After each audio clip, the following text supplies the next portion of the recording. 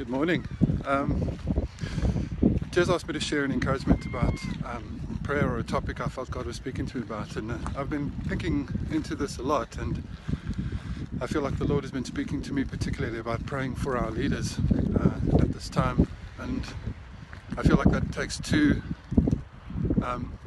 comes in two aspects: the aspect of the macro and the micro. And I think in the macro, God is calling us to pray for our leaders in government, in the NHS, obviously places where they're sort of on the front line of what's going on with COVID. But I think particularly in positions of leadership, schools, government, the church's place is never to point fingers. God calls us to pray for our leaders. And I feel like at this time, there's too many people saying, this is wrong, that's wrong, they're doing this wrong, they're doing that wrong.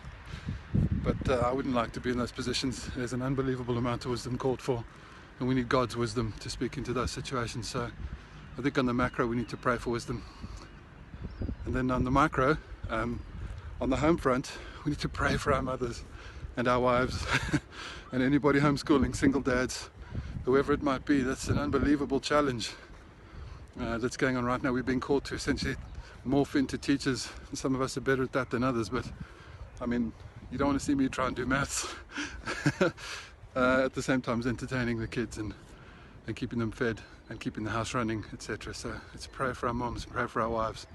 They need strength, they need support. It ties into something that I feel like God was talking to me earlier on this week about, and I tweeted, where there's a Christian quote that says, there's a great deal of difference between saying prayers and praying. And I feel like we need to be praying, not just saying prayers. So let's get on our knees and do business with God with these things, and pray for our leaders and pray for our wives. Okay, I'll leave you with that thought.